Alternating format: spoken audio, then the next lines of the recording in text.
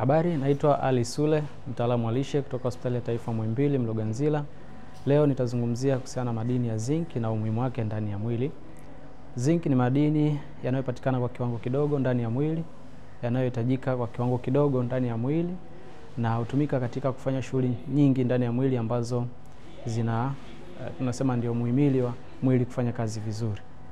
Madini haya hupatikana katika vyanzo tofauti tofauti, mojawapo ikiwa kutoka kwenye jamii za wanyama, tunasema kama kwenye nyama, kwenye maini, kwenye maziwa na mazao yote ya wanyama.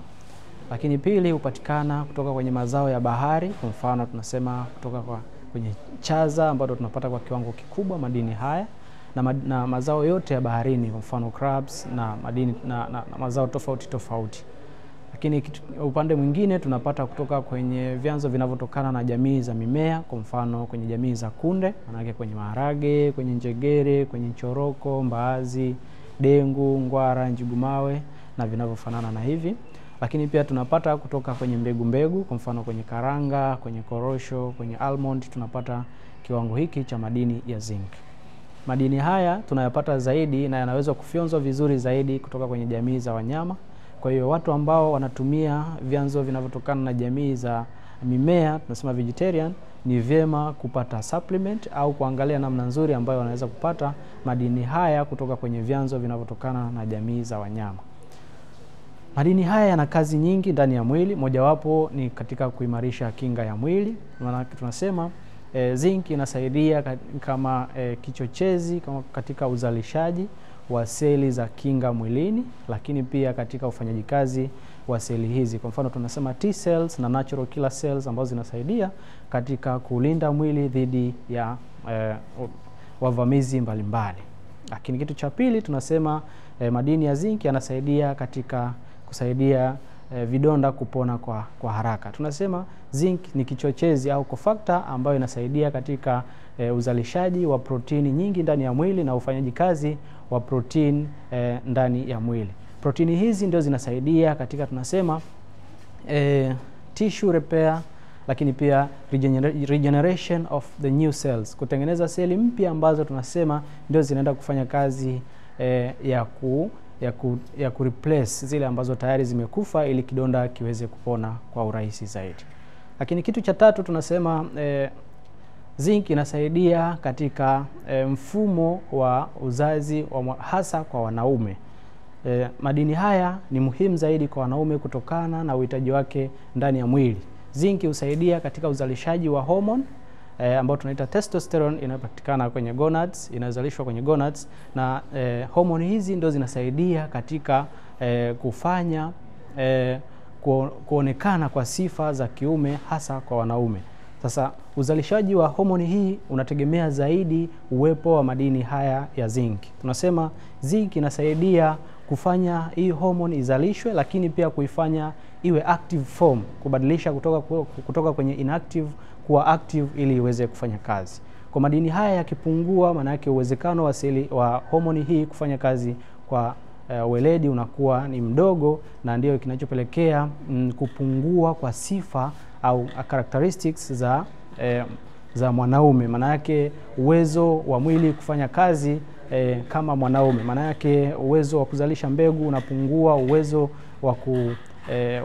wa tendo la ndoa pia unapungua, lakini uwezo pia wa mwili kuwa kama mwanaume unapungua. Maana yake misuli itapungua, lakini mwili utaongezeka kiwango kingi cha mafuta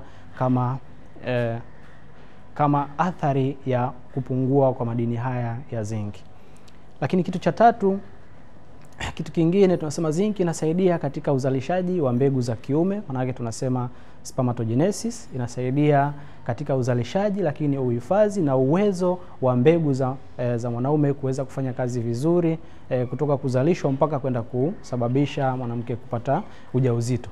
So, mbegu hizi zinazalishwa kutokana na uwezo wa zinc kuwa kama kichochezi cha kuweza kuzalishwa kwa mbegu hizi. Lakini pia zinc inahifadhiwa kwa kiwango kidogo tunasema kwenye prostate glands, ambazo ndio zinasaidia sasa hizi mbegu ziwe katika hali nzuri, lakini pia kulinda zile testicles ambazo ndio zinazozalisha, lakini pia kupunguza athari either za kusinyaa au kusababisha athari ya kansa. Kwa tunasema zinki hii ndio inayofanya kazi katika mfumo wa sperm kuwa released, lakini pia ndio ile part ya semen ambayo ndio inasaidia zile sperm motility ziweze kutembea kutoka kwenye uke hadi kwenye mji wa mimba mpaka kwenye fallopian tube ili urutubishaji uweze kufanyika. Kwa hiyo bila madini haya ya zinc, uwezekano wa mwanaume kutokupata watoto ni mkubwa, au tunasema infertility.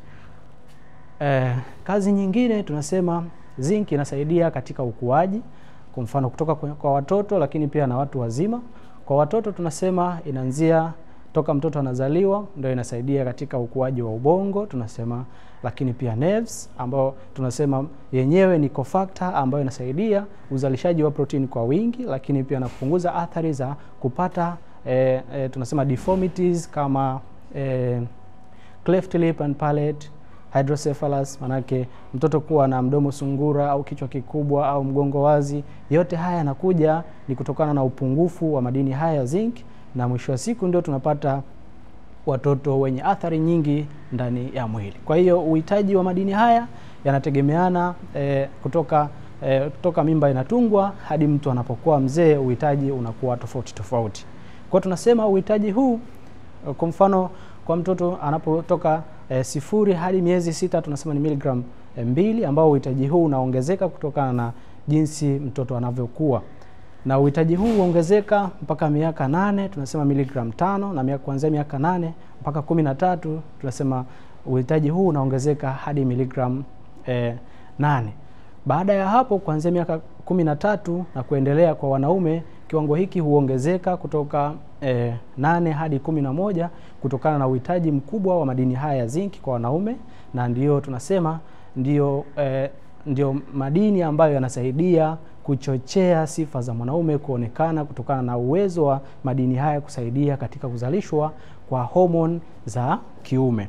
Lakini kwa wanawake hubakia miligram 8 kutokana na uhitaji wake ndani ya mwili katika kusaidia ukuaji wa mifupa, lakini pia seli za uzazi. Kwa hiyo madini haya yakipungua au yakiongezeka kwa wingi, athari zinakuwa ni nyingi. Upungufu wake ndio zinasababisha kazi za mwili zishindwe kufanya kazi vizuri, kwa mfano kupata maambukizi ya mara kwa mara tunasema infections ambazo haziponi, lakini ukipata kidonda kinachelewa kupona. Lakini kwa wanaume tunasema athari zinakuwa kubwa zaidi, maana yake uwezo wa kufanya tendo la ndoa unapungua, lakini pia tunasema uwezo wa mwili kupata ile hamu ya kufanya tendo la ndoa unakuwa unapungua. Lakini athari zingine kuongezeka mafuta, mwili unapoteza misuli. Kwa yote haya yanatokana na athari za madini haya, na tunashauri zaidi ni vyema kupata madini haya kutoka kwenye vyanzo ambavyo nimevieleza ili kuendelea kuwa vizuri kiafya.